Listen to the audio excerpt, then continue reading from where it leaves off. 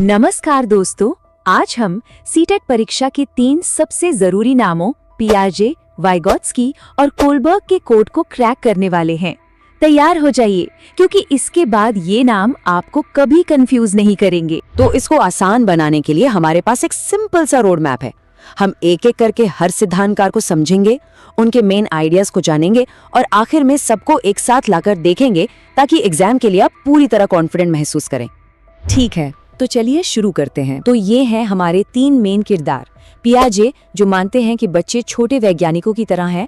Vygotsky, जो बच्चों को सामाजिक प्रशिक्षु यानी सोशल अप्रेंटिस के रूप में देखते हैं। और कोहलबर्ग, जो नैतिक न्यायाधीश यानी मॉरल जज के बनने पर फोकस करते हैं। ये 3 किरदार आपके मेंटल शॉर्टकट हैं। इन्हें याद रखिएगा, क्योंकि हम बार बार इन्हीं पर वापस आएंगे। सबसे पहले बात करते हैं जीन पियाजे की। उनका सबसे बड़ा आइडिया ये है कि बच्चे स्वतंत्र वैज्ञानिकों की तरह हैं, जो खुद ही एक्टिव होकर सीखते हैं और ज्ञान बनाते हैं। वो बस जानकारी को लेते नहीं हैं, वो उसे बनाते हैं। और यही कंस्ट्रक्टिविज्म या रचनावाद का मूल विचार है। जब भी सीटीईटी के सवालों में करके सीखना या खोज द्वारा सीखना जैसे शब्द दिखे, तो समझ जाइए कि ये पियाजे की ओर एक बड़ा इशारा है।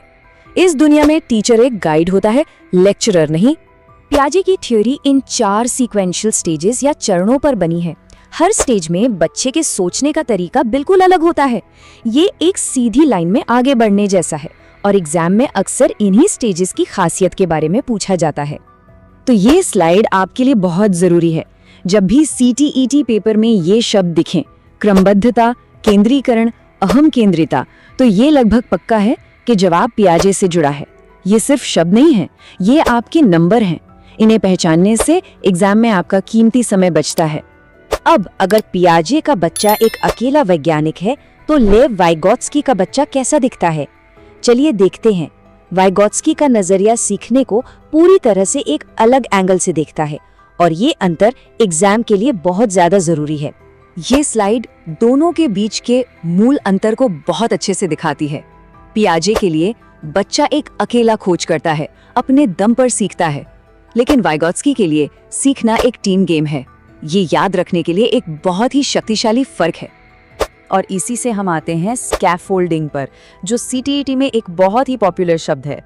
ये वाइगोत्स्की की थ्योरी का एक तरह से ट्रेडमार्क है। ये उस टेम्पररी सपोर्ट के बारे में है जो एक टीचर या दोस्त किसी लर्नर को तब तक देता है जब तक कि वे खुद उस काम को करने में काबिल न हो जाएं। तो नियम सीधा है, जब भी एग्जाम में सामाजिक संपर्क, ग्रुप वर्क या सहकर्मी शिक्षण के बारे में पढ़ें, तो दिमाग में तुरंत वाइगोत्स्की का नाम आना चाहिए।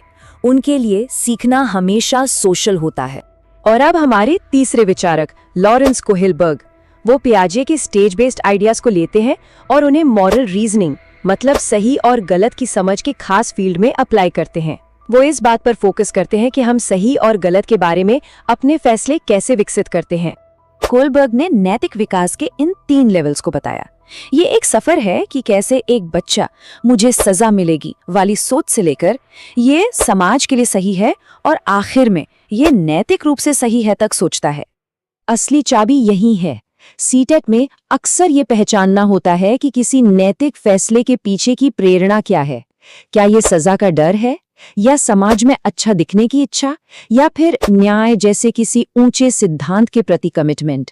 यही इन लेवल्स का सार है। और ये कोहलबर्ग की थ्योरी के शिखर को दिखाता है। उत्तर पारंपरिक तर्क सिर्फ नियमों का पालन करने के बारे में नहीं है, बल्कि ये पूछने के बारे में है कि क्या ये नियम निष्पक्ष हैं। ये नैतिक विकास का सबसे ऊंचा स्तर है। तो ये वो स्लाइड है जिसका आप स्क्रीनशॉट लेना चाहेंगे। हमने सब कुछ एक पावरफुल स्टडी गाइड में समेट दिया है। यहाँ हर सिद्धांतकार, उनका मेन फोकस और वे सटीक कीवर्ड्स हैं जिन्हें आपको सीटीईटी में ढूंढना है। सवाल ये है, सीखते हुए बच्चे में किसे देखते हैं? एक वैज्ञानिक, एक प्रशिक्षु या एक न्यायाधीश? ये सवाल इन 3 सिद्धांतकारों के मूल किरदारों का सार है। सवाल को पहचानना और सही लेंस, वैज्ञानिक, प्रशिक्षु या न्यायाधीश को लागू करना ही आपको एग्जाम में सफल बनाएगा। शुभकामनाएं।